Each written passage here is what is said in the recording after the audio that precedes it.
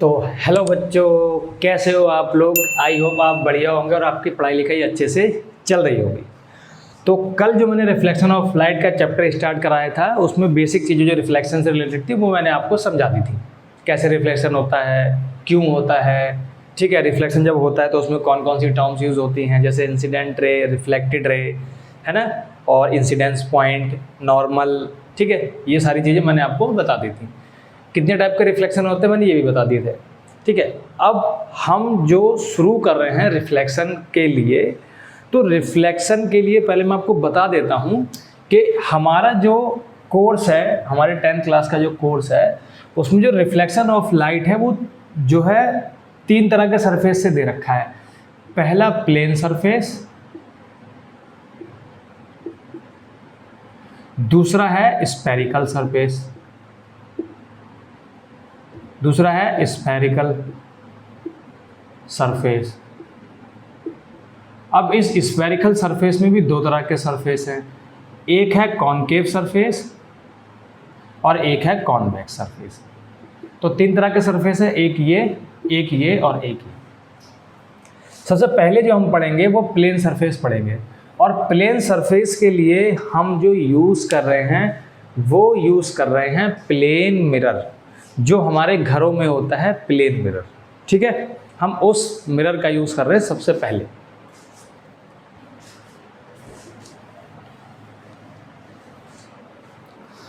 तो जैसा कि इसमें हम जब लास्ट टाइम हमने पढ़ा था, तो हमने लास्ट टॉपिक पढ़ा था ऑब्जेक्ट और इमेज का। तो अब ये ऑब्जेक्ट और इमेज वाला ही जो कॉन्सेप्ट है यही आगे चलेगा, और कैसे कैसे रिफ्लेक्शन यूज़ हो रहा है वहाँ पर वो हम देखेंगे। तो सबसे पहले आज हम जो पढ़ेंगे वो पढ़ेंगे formation of image of point object,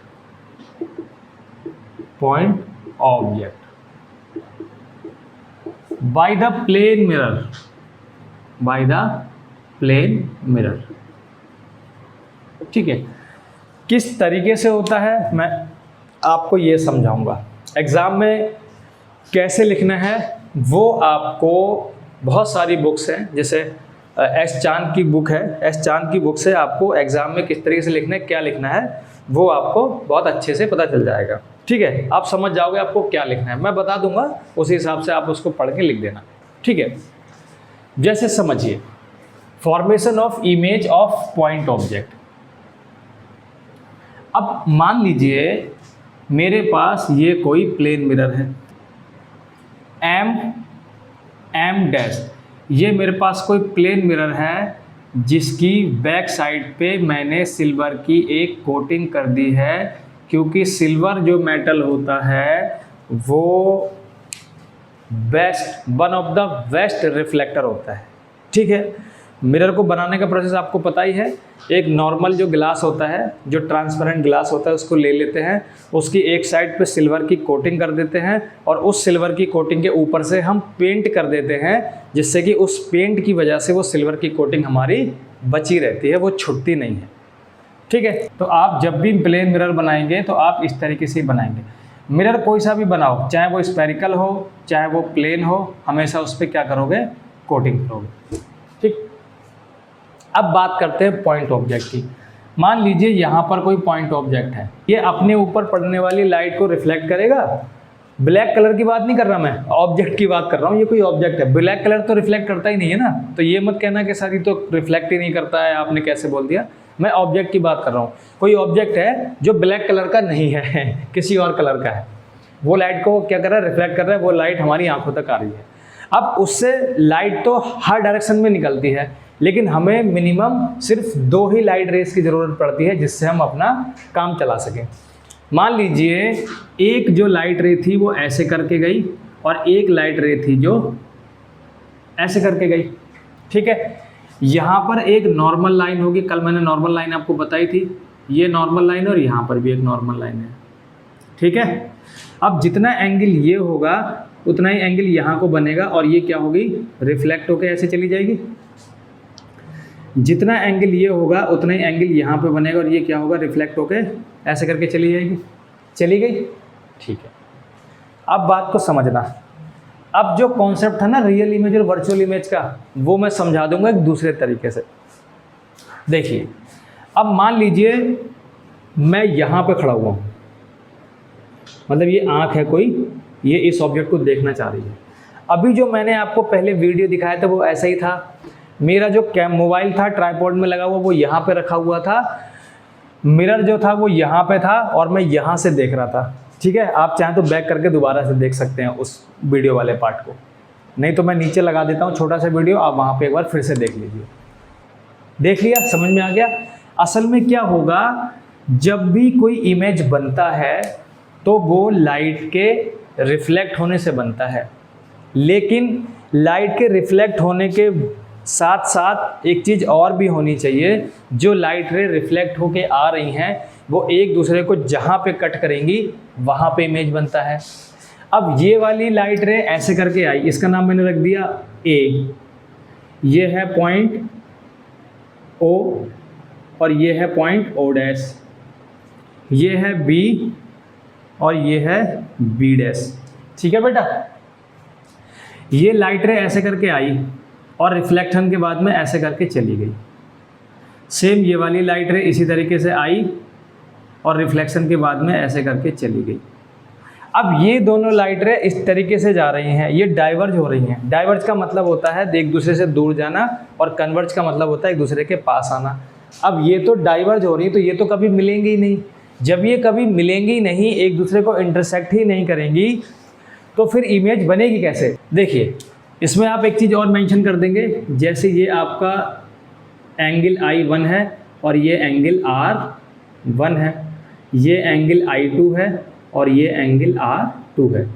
भाई दो बार रिफ्लेक्शन हो रहा है ना, एक यहाँ पर रिफ्लेक्शन हो रहा है, एक यहाँ पर रिफ्लेक्शन हो रहा है, तो I और R तो एंगल लेने पड़ेंगे। असल में हम करेंगे क्या, हम अपनी इस वाली रेस को, जो रे हमारी रिफ्लेक्ट होके ऐसे गई थी, इसको पीछे की तरफ बढ़ाएंगे वर्चुअली। बढ़ा ली, ऐसे इसको भी पीछे की तरफ बढ़ाएंगे वर्चुअली, और ये जहां पे कट करेगी वहां पे हमारा इमेज बनेगा। देखो बन रहा है ना, इसका इमेज यहां पे बन रहा है अगर हम यहां से देख रहे हैं। मैं दोबारा से अपना बनाया हुआ वीडियो लगा दे रहा हूं, आप उसको एक बार देख लीजिए। ठीक है, क्लियर हो गई बात, समझ में आ गया? तो ये जो रेज है ना, ये वाली, ये वर्चुअल रेज हैं। असल में ये मिरर के पीछे नहीं जा सकती, लेकिन हमने इनको वर्चुअली बढ़ाया है। तो जो वर्चुअल रेज के मिलने से जो इमेज बनती है वो वर्चुअल इमेज होती है, और जो रियल रेज के मिलने से जो इमेज बनती है वो रियल इमेज होती है। अगर ये वाली रेज किसी भी वजह से काट जाती यहाँ पर, तो यहाँ पर इमेज बनता जो कि कैसा होता, रियल इमेज होता। क्लियर हो गई? ये आपका क्या बना, ये आपका ए डैश बना, जो आपका क्या है, इमेज है किसी भी पॉइंट ऑब्जेक्ट का। ये क्लियर हुई बात, ये समझ में आया? अब जब आप इसको एग्जाम में लिखोगे तो आप कैसे लिखोगे मैं बता देता हूँ। Let us suppose A is the point object, ठीक है, M dash is a plane surface या plane mirror, a ray OA is falling on the mirror at the point O, ठीक है, ये O क्या है, इंसिडेंट पॉइंट है, and reflected the ray OV, ठीक है। now again a ray AO dash falling on the point O dash, O क्या है, इंसिडेंट पॉइंट है, and after reflection it rays go the path O dash B dash, ठीक है। The angle आई, जो normal line है, इस normal line को N1 ले लेना है और इसको N2 ले लेना है। इन नॉर्मल लाइन के बारे में भी बता देना है, ठीक। We know that the ray OB and O dash B dash are the diverging, so they never meet at a point, but if we expand BO, अब हम इधर को एक्सपेंड कर रहे हैं तो BO लिखना, if we expand BO virtually to the point A dash and B dash O dash virtually extended to the point A dash, then both rays are meet at the point A dash and this is the image of our point object। Clear होगी बात? बस यही आपको वहां पे लिखना है, ठीक है। और ये बात तो मैंने आपको बताई दी कि कोई भी प्लेन मिरर से जो भी इमेज बनता है वो आपको मिरर में देखने से ही दिखेगा, अदरवाइज वो नहीं दिखेगा, ठीक है। अब नेक्स्ट इसमें जो हेडिंग आपको डालना है वो डालना है formation of image of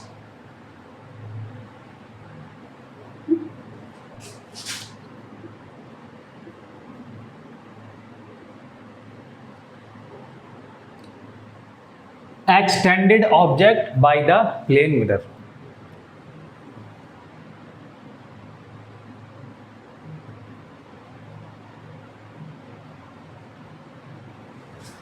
again ये कोई मेरा प्लेन मिरर है जिसको मैंने नाम दिया है एम डैश।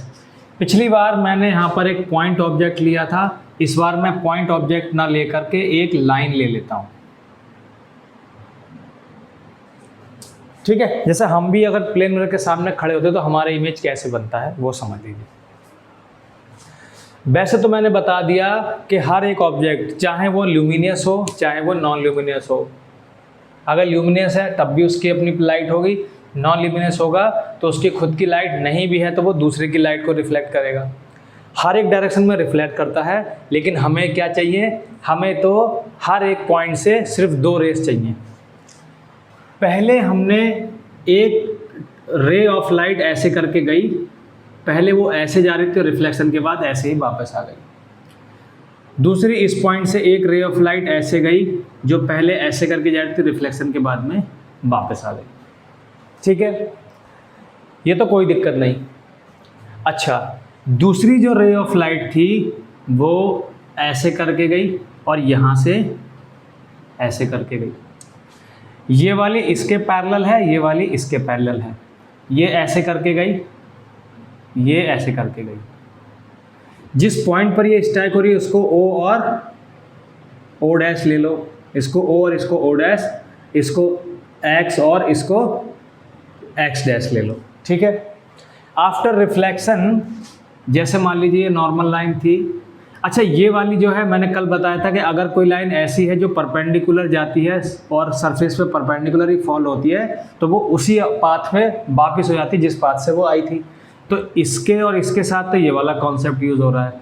अब ये वाली क्या है, ये वाली ऐसे करके रिफ्लेक्ट हो जाएगी और ये वाली क्या है, ये वाली ऐसे करके रिफ्लेक्ट हो जाएगी ना रिफ्लेक्ट, ठीक है। अच्छा, अब वैसे तो ये वाली ऐसे, ये वाली इस पाथ से आई थी, इस पे वापस चलेगी, लेकिन हम इसको क्या करेंगे, वर्चुअली आगे की तरफ बढ़ा लेंगे, इसको भी वर्चुअली आगे की तरफ बढ़ा लेंगे। जब दोनों को वर्चुअली आगे की तरफ बढ़ा लिया, इधर हमने इसको भी वर्चुअली आगे की तरफ बढ़ा लिया और इधर हमने इसको भी वर्चुअली आगे की तरफ बढ़ा लिया, ये यहाँ पर और दूसरी वाली, ठीक है, ऐसे करके। असल में प्रॉब्लम ये है कि हमारी जो मेज़रमेंट है एंगल की वो भी गड़बड़ है।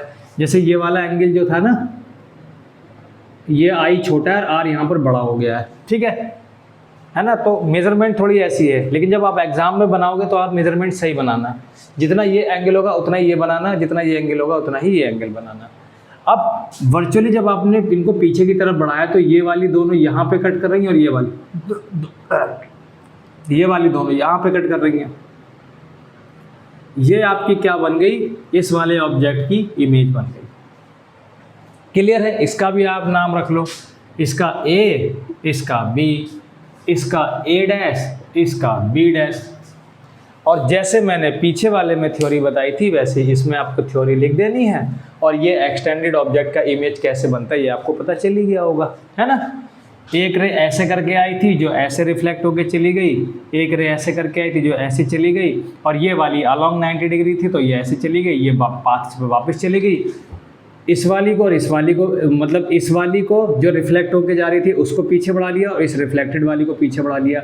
ये दोनों एक पॉइंट A डैश पर मीट करती हैं, सिमिलरली ये वाली दोनों B डैश पर मीट करती हैं, और यही आपकी क्या बन गई, इमेज बन गई। ये वाला इम्पॉर्टेंट है, पूछा जाता है, तो आपको ये अच्छे से आना चाहिए, ये आप से वहाँ पर बोर्ड एग्जाम में पूछ सकता है।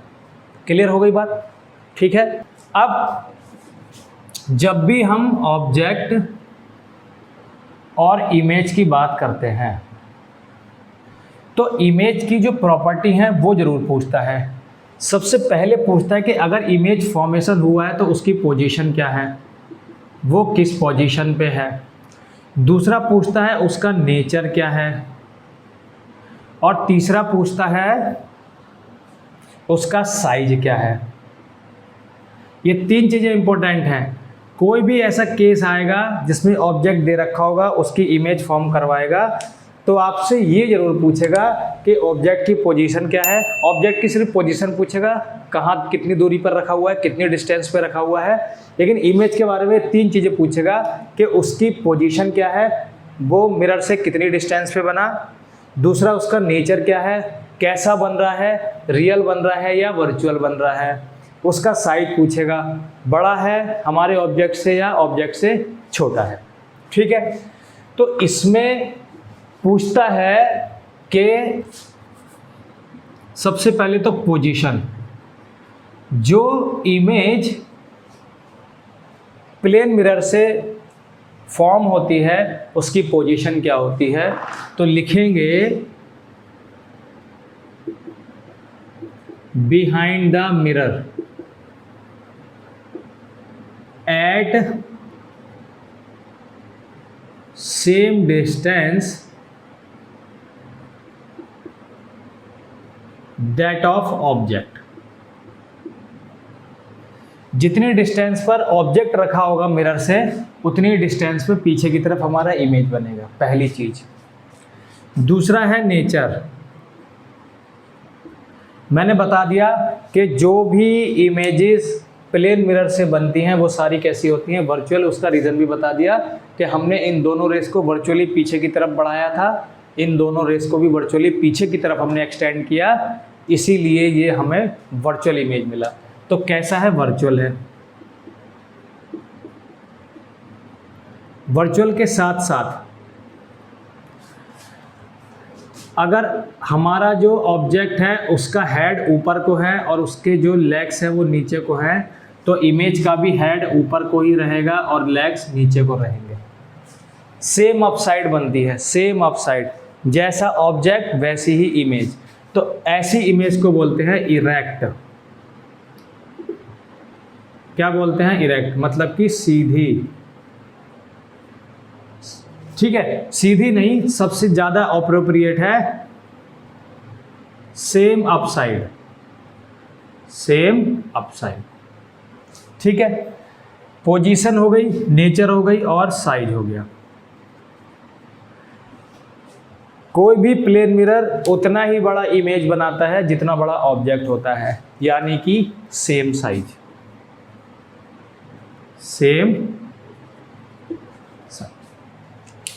ठीक है, ये पूछ लेता है कभी कभी, एक एक नंबर में ये एमसीक्यूज में पूछता है, तो ये आपको आई होप समझ में आ गया होगा। ठीक है ना। तो अब जो नेक्स्ट टॉपिक है वो है लेटरल इन्वर्जन। ये लेटरल इन्वर्जन जो है मिरर से ही रिलेटेड है क्या, पहले इसको समझ लीजिए। जैसे मान लीजिए आप स्कूल के लिए रेडी हो रहे हो और आपको अपने हेयर कॉम करने हैं। आप हेयर कॉम जब करते हैं मिरर के सामने खड़े होके, तो अगर आप अपने राइट हैंड का यूज़ करते हैं तो मिरर में वो आपको अपना लेफ्ट हैंड दिखाई देता है। अगर आप अपना लेफ्ट हैंड यूज़ करते हैं तो मिरर में वो राइट हैंड दिखाई देता है।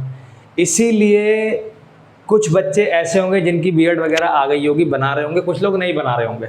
लेकिन ये मेरी एक बात हमेशा याद रखना कि जब आपकी बियर्ड आ जाएगी और जब आप उसको पहली बार मिरर में देख के बनाओगे, खुद से बनाओगे, तो आपको दिक्कत होगी हाथ चलाने में। आप हाथ नहीं चला पाओगे, आपको समझ में आएगा, आपको लगेगा कि मैं गलत चला रहा हूँ। वो असल में इल्यूजन होता है लेटरल इन्वर्जन की वजह से। आप यूज़ तो अपना सीधा हाथ कर रहे होते हो, लेकिन आपको मिरर में दिखाई देता है वो लेफ्ट हैंड दिखाई देता है, इसीलिए आपको प्रॉब्लम होती है। ठीक है, तो लिटिल इन्वर्जन क्या है, आपकी जो राइट साइड है वो आपको मिरर में लेफ्ट साइड दिखाई देगी और जो आपकी लेफ्ट साइड है वो मिरर में राइट साइड दिखाई देगी। इसी प्रॉपर्टी को क्या बोलते हैं, लिटिल इन्वर्जन बोलते हैं। ठीक है,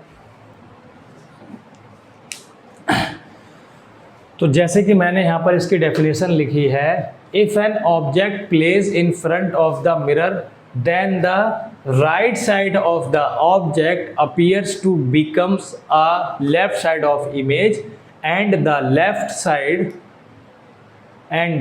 side of the object appears to become the right side of image.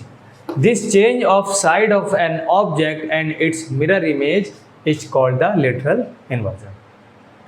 अब इस literal inversion का अभी तक जो सबसे ज़्यादा फ़ायदेमंद, जिससे बहुत ज़्यादा फ़ायदा होता हो, वो यूज़ मैंने देखा है, जो हमारी एम्बुलेंस होती है ना, एम्बुलेंस के आगे जो एम्बुलेंस लिखा जाता है असल में वो उल्टा लिखा जाता है और उसके उल्टे लिखे होने की वजह से वो हमारी जो बाइक है, मान लीजिए हम आगे चल रहे हैं अपनी बाइक से या कार से, तो उसमें एक मिरर लगा होता है जिसे पीछे का दिखाई देता है, तो उस पर उल्टा लिखा हुआ होता है। इसीलिए लिटरल इन्वर्जन की वजह से हमारे मिरर में वो सीधा दिखाई देता है और हमें मालूम पड़ जाता है कि पीछे एम्बुलेंस आ रही है और हम उसको साइड दे देते हैं जिससे कि वो जल्दी से जल्दी पेशेंट को लेने जा सके, और अगर पेशेंट को लेके आ रही है तो जल्दी जल्दी हॉस्पिटल जा सके, जिससे किसी पेशेंट की जान बचती। तो इसीलिए हमें यहाँ पे एक मोरल ऑफ द स्टोरी ये है कि कभी भी आप बाइक चला रहे हो, स्कूटी चला रहे हो, कार जो भी चला रहे हो, अगर आपको एम्बुलेंस कोई भी ऐसी गाड़ी है जो इमरजेंसी से रिलेटेड है तो सबसे पहले उसको साइड देनी है। ठीक है, क्लियर। अब जैसे मान लीजिए मैंने यहाँ पर लिखा है रेड, और अगर मैं इसको मिरर में देखूंगा तो मुझे दिखाई देगा रेड। ठीक है, तो अगर ऐसे है तो ऐसे दिखाई देगा। अच्छा, अगर ये ऐसे है रेड और मिरर को मैं ऊपर लगा दूं तो कैसे बनेगा ये,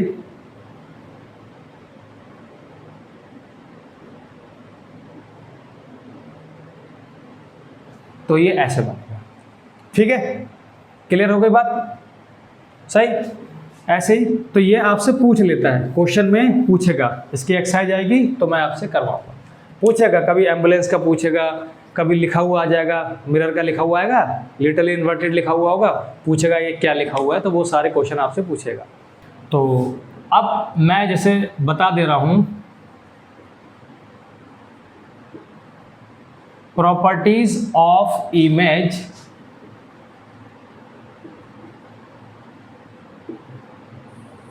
formed by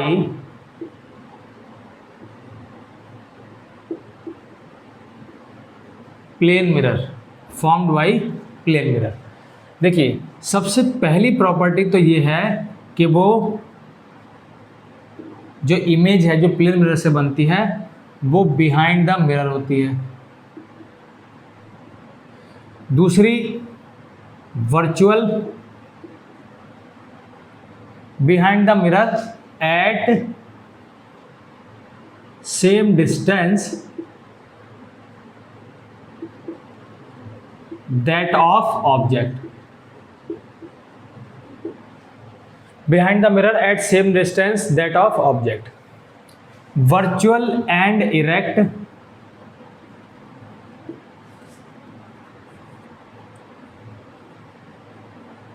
same size, same size की होती है।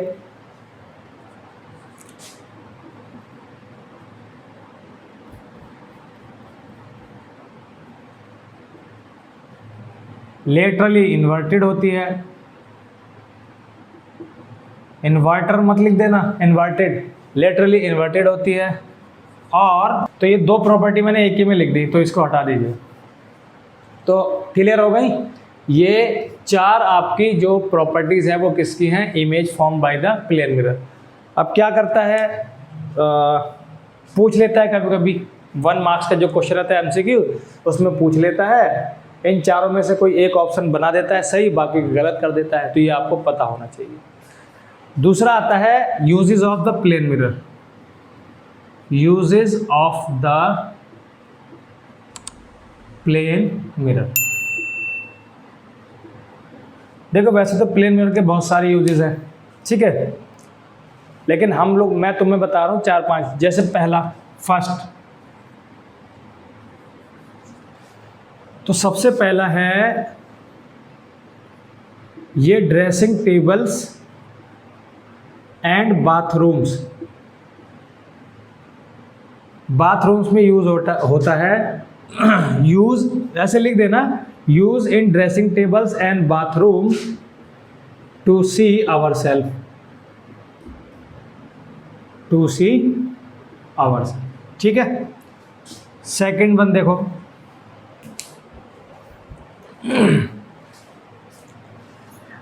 ठीक है, इसका जो सेकंड यूज है, जैसे मान लीजिए कोई ज्वेलरी शॉप है या कोई भी शॉप है, अगर वो शॉप छोटी है तो वो क्या करेंगे, जैसे मान लीजिए, मैं बता देता हूँ बना के, जैसे मान लीजिए कोई शॉप है, अब वो इतनी बड़ी शॉप है, तो इधर क्या करेंगे, वो इधर वाली वॉल पे एक मिरर लगा देंगे और इधर वाली वॉल पे एक मिरर लगा देंगे। अब जितना स्पेस यहाँ पर ये है उतना ही स्पेस इधर की तरफ मिरर में दिखेगा, जितना स्पेस यहाँ पर है उतना स्पेस इस मिरर की तरफ दिखेगा। तो ये वाली वॉल एक्चुअल में यहाँ पे पता चलेगी और ये वाली वॉल का वर्चुअल असल में यहाँ बनेगा। तो जो इतनी बड़ी शॉप थी वो आपको इतनी बड़ी दिखाई देगी। फिर क्या होगा, अब ये वाला स्पेस आपको इधर दिखाई देगा और इतना बड़ा, और ये वाला स्पेस आपको इधर दिखाई देगा और इतना बड़ा। तो इस तरीके से जो उसकी जो छोटी सी शॉप है वो काफ़ी बड़ी दिखाई देने लगती है। ज्वेलरी शॉप वाले और बार्बर शॉप वाले ज़्यादातर इसको यूज़ करते हैं। चौथा है यूज एट ब्लाइंड टर्न्स। अब ये ब्लाइंड टर्न्स में कैसे यूज होता है, टू प्रिवेंट एक्सीडेंट। कैसे, जैसे मान लीजिए कोई रोड ऐसे करके जा रहा है, ठीक है, और ये आगे जाके ऐसे करके टर्न हो गया। अब हर यहाँ भी बिल्डिंग बनी हुई है, यहाँ भी बिल्डिंग बनी हुई है, ठीक है, अब ये सब बिल्डिंग बनी हुई है, मतलब कि यहाँ जो चल रहा है उसको इधर का नहीं दिखाई दे रहा। अब वो ऐसे चला जा रहा है, वो बहुत तेज़ी में चला जा रहा है, ऐसे करके ऐसे जाएगा और ऐसे करके मोड़ देगा एकदम से। अब आगे जाकर तो मोड़ेगा नहीं, ऐसे मोड़ देगा। पता चला इधर से कोई व्हीकल आ रहा था, उनके आपस में क्या हो गया, एक्सीडेंट हो गया। तो उससे बचने के लिए क्या करेंगे, यहाँ पर मिरर लगा देंगे, यहाँ पर मिरर लगा देंगे। अब जो व्हीकल इधर से आ रहा था उसकी इमेज यहाँ बनेगी, वो इधर वाले को दिख जाएगी, और जो व्हीकल इधर से आ रहा था उसकी इमेज यहाँ बनेगी, वो इधर वाले को दिख जाएगी। तो ये दोनों ही एक दूसरे को देख लेंगे, जिसकी वजह से क्या होगा, एक्सीडेंट नहीं होगा। तो इसलिए यूज़ करते हैं, ठीक है। थर्ड यूज़ तो ये हो गया। सेकंड वाला यूज़ मैंने बताया था ज्वेलरी शॉप वाला, फर्स्ट यूज़ ये, और फोर्थ यूज़ देख लीजिए, ये थर्ड यूज़ था। फोर्थ यूज़ इसका देख लीजिए,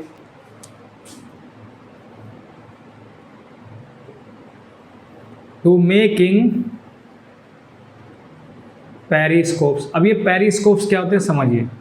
देखिए, जैसे मान लीजिए ये कोई वाटर बॉडी है बड़ी सी, मान लीजिए ये कोई ओशियन है, काफ़ी बड़ा एक ओशियन है ये, ठीक है। इसके अंदर ये कोई सबमरीन है, क्या है, सबमरीन है। इस सबमरीन के अंदर लोग बैठे हैं।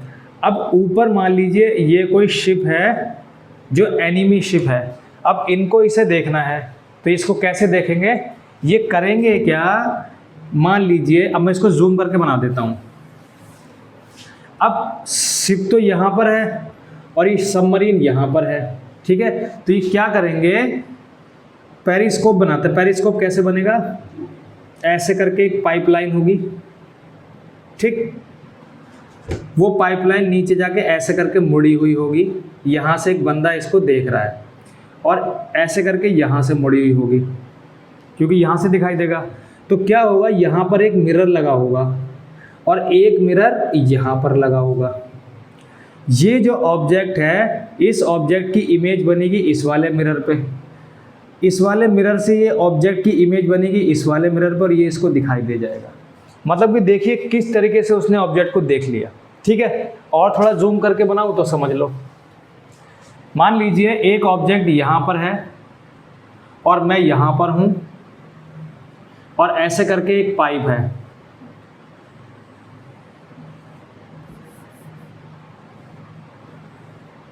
ऐसे करके एक ये पाइप है, और मुझे यहाँ से जब ऑब्जेक्ट को देखना है तो मैं क्या करूँगा, यहाँ पर 45 डिग्री पर एक मिरर लगा दूंगा और यहाँ पर 45 डिग्री पर एक मिरर लगा दूंगा।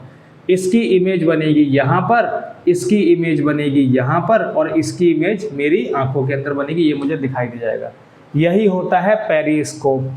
अभी थोड़े टाइम पहले राम मंदिर में पेरिस्कोप का यूज़ करके राम के जो उनका जो फोरहेड होता है उस पर क्या है, सूरज की मतलब जो सन की लाइट डाली गई थी जिससे कि वो चमक रही थी, वो पेरिस्कोप का यूज़ करके ही बनाई गई थी। कैसे बनाई गई थी, मान लीजिए यहाँ पर राम की मूर्ति है, यहाँ पर सन है, और यहाँ से सनलाइट आई, ऐसे करके रिफ्लेक्ट हुई, ऐसे रिफ्लेक्ट हुई और उनके माथे पर पड़ी, और उनके माथे पर ऐसा लगता कि कुछ चमक रहा हो।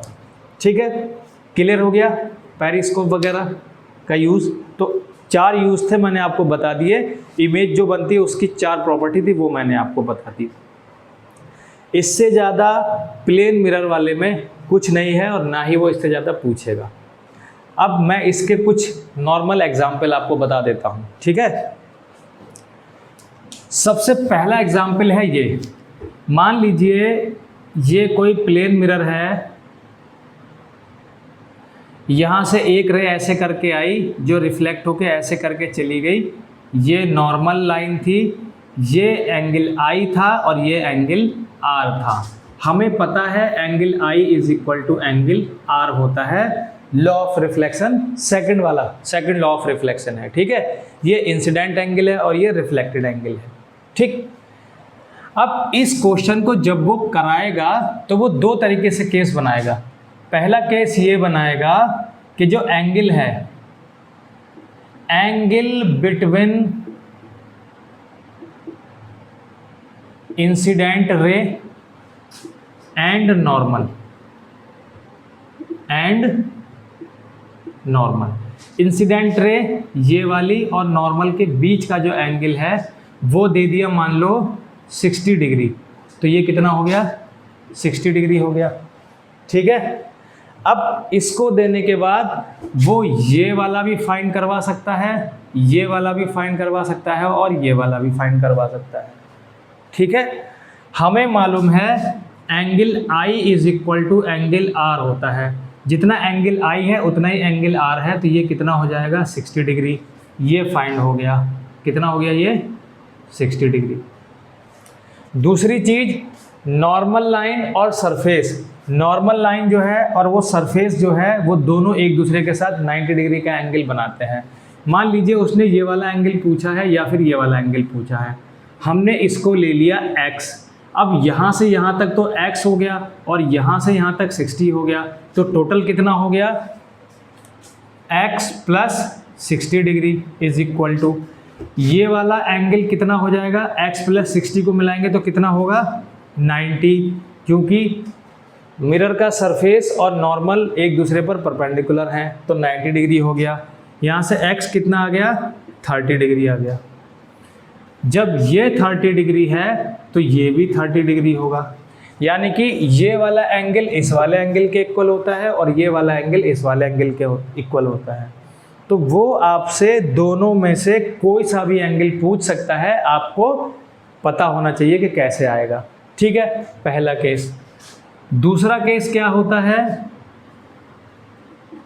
Angle between incident ray and surface.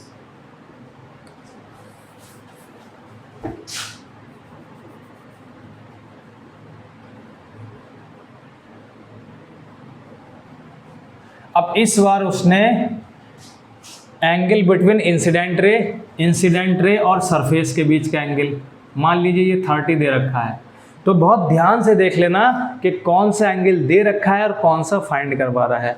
अगर ये वाला एंगल 30 दे रखा है तो इसको फाइंड करने के लिए 90 में से 30 माइनस कर देंगे तो 60 आ जाएगा, और जितना 60 होगा उतना ही ये 60 होगा, और ये कितना हो जाएगा, जितना ये होगा उतना ही ये होगा 30।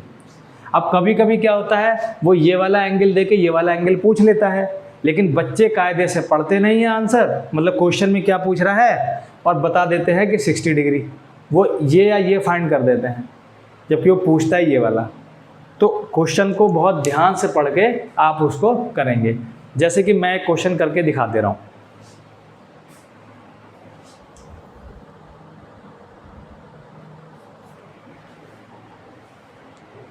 ठीक है, तो जैसा कि मैंने आपको ये क्वेश्चन करके दिखाया, सही है, क्लियर हो गई बात।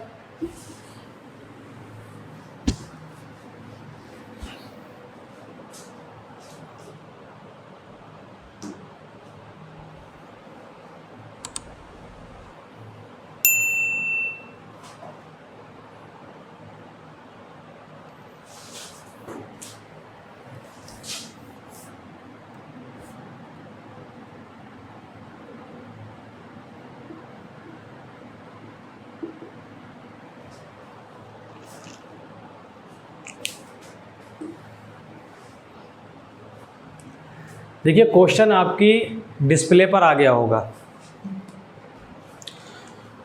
क्वेश्चन है, David is observing his image in a plane mirror, the distance between the mirror and his image is 4 metre. ध्यान से समझो, the distance between the mirror and his image is 4 metre. मैं hand to hand बना रहा हूँ। तो जैसे मान लीजिए ये हमारा क्या है, प्लेन मिरर है। अब डेविड जो है वो अपने आप को देख रहा है, डेविड इधर खड़ा है,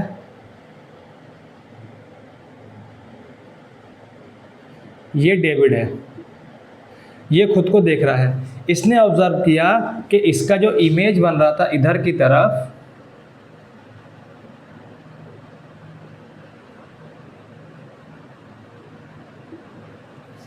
उस इमेज का मिरर से जो डिस्टेंस है वो कितना है, 4 मीटर है। अब जितना इसका डिस्टेंस होगा उतना ही इसका डिस्टेंस होगा। मैंने बताया है कि जब भी प्लेन मिरर से कोई ऑब्जेक्ट का इमेज बनता है तो वो सेम डिस्टेंस में बनता है। ठीक, अब इन्होंने क्या करा, इन्होंने मिरर की तरफ चलना शुरू करा। तो जब ये मिरर की तरफ चलना शुरू किए तो इन्होंने क्या करा, ये 1 मीटर तक आगे बढ़े। कितने मीटर तक, 1 मीटर तक आगे बढ़े ये, और यहाँ पे आके खड़े हो गए। जब ये 1 मीटर तक आगे बढ़े तो अब इनकी जो डिस्टेंस मिरर से रह गई वो कितनी रह गई, 3 मीटर रह गई, और 1 मीटर ये थी। अब ये 1 मीटर आगे आ गए तो 3 मीटर पे आ गई, ये इस पोजीशन पे आ गए। ठीक है, अब जब ये 1 मीटर आगे बढ़े तो इनकी इमेज भी 1 मीटर आगे बढ़ी होगी, तो इनकी इमेज भी यहाँ पर आ गई। अब इनकी इमेज की मिरर से डिस्टेंस कितनी है, 3 मीटर, और 1 मीटर जो आगे बढ़े थे वो हट गई। 3 मीटर ये और 3 मीटर ये। अब वो पूछ रहा है, then the distance between the David and his image will be. अब डेविड और डेविड की इमेज के बीच कितनी डिस्टेंस है, तो अब ये वाली तो काम नहीं करेगी क्योंकि ये सब आगे बढ़ गए हैं, तो ये भी काम नहीं करेगी, आगे बढ़ गए हैं। तो कितना आगे बढ़े थे, 1 मीटर, तो ये 3 रह गई, तो ये भी 3 रह गई। डेविड और डेविड की जो इमेज है उसके बीच का डिस्टेंस कितना हो गया, 3 metre plus 3 metre is equal to 6 metre. Clear हो गई बात, समझ में आ गया। ठीक है,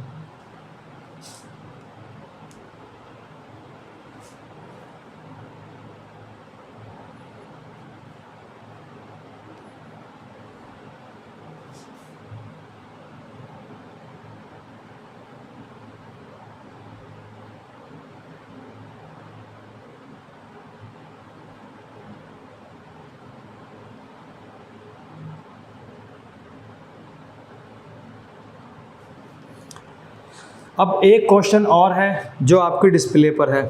क्वेश्चन है, the rear view mirror of a car is plane mirror. Car है, कार पर एक प्लेन मिरर लगा हुआ है। देखो कार पे 2 तरह के मिरर लगे होते हैं, जो साइड वाले मिरर होते हैं वो अलग होते हैं, और जो ड्राइवर सीट के ऊपर लगा होता है आगे वाले शीशे के पास, वो प्लेन मिरर होता है। तो हम उस प्लेन मिरर की बात कर रहे हैं। बोल रहा है, the rear view mirror of a car is a plane mirror, a driver is reversing his car at a speed of 2 metre per second. अब फिर से समझ लीजिए,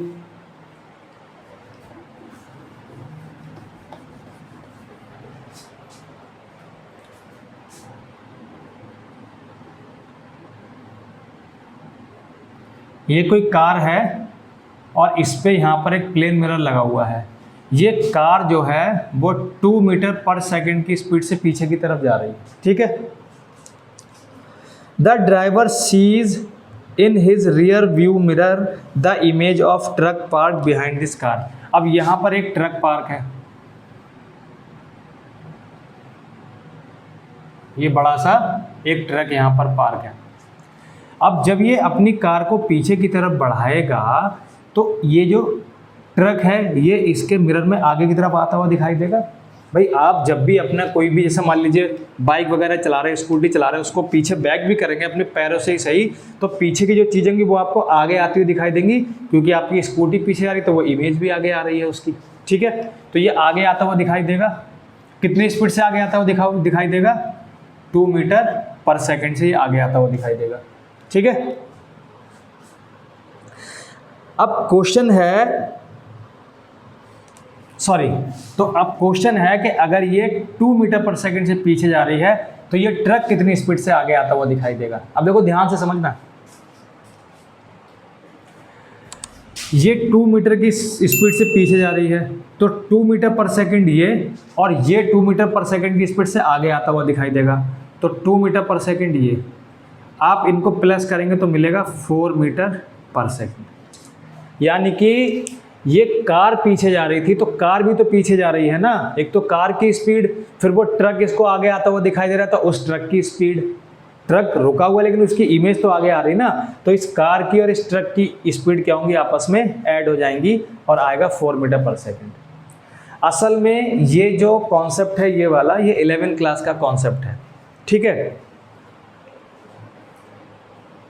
लेकिन मैं आपको ऐसे समझा दे रहा हूँ, अगर मान लीजिए एक ऑब्जेक्ट ये है, एक ऑब्जेक्ट ये है और दूसरा ऑब्जेक्ट ये है, अगर ये ऑब्जेक्ट एक ही डायरेक्शन में चल रहे हैं, जैसे मान लो इधर की डायरेक्शन में चल रहे हैं या फिर इधर की डायरेक्शन में चल रहे हैं, तो हमेशा ज़्यादा वाले में से कम वाले ऑब्जेक्ट की स्पीड, जिसकी स्पीड ज़्यादा होगी उसमें से कम वाले ऑब्जेक्ट की स्पीड को माइनस कर लेते हैं, तब हमें मालूम पड़ता है कि दोनों के बीच के स्पीड का डिफरेंस कितना है। लेकिन अगर कोई ऑब्जेक्ट ऐसे करके दोनों एक साइड को आ रहे हैं या फिर दोनों ऑब्जेक्ट अपोजिट डायरेक्शन में जा रहे हैं, मतलब अपोजिट डायरेक्शन में आ रहे हैं और अपोजिट में ही जा रहे हैं, तो उस केस में दोनों की जो स्पीड होती है उसको ऐड करके ये पता चलता है कि दोनों की एक दूसरे के रेस्पेक्ट में कितनी स्पीड है।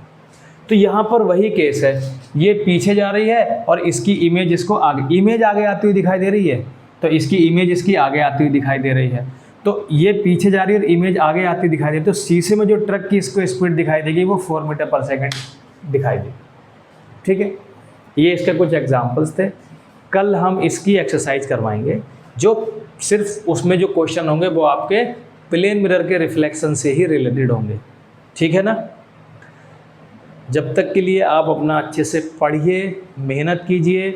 मेरा वीडियो अगर आपको पसंद आता है तो आप इसको और अपने दोस्तों तक पहुंचाइए, या आपके कोई कज़न्स हो उन तक आप इसको रिकमेंड कीजिए, क्योंकि आपका सपोर्ट मिलेगा तभी मैं आगे बना पाऊंगा वीडियोस, ठीक है। क्योंकि अगर लोग मुझे पसंद करेंगे, देखेंगे, तो मुझे भी एक इनकरेज मिलेगा कि हाँ भाई मुझे भी वीडियो बनाना चाहिए, है ना। इनकरेजमेंट मिलती है ना, जब कोई देखेगा ही नहीं तो फिर डीमोटिवेट होता है इंसान के, मैं क्यों बनाऊँ, मैं नहीं बना रहा जब कोई देख ही नहीं रहा, ठीक है ना। अब मैं वीडियो हमेशा रात में बनाता हूँ, तो अगली वीडियो तक के लिए आपको गुड नाइट, शुभ रात्रि, सब्बा खैर, बेस्ट ऑफ लक।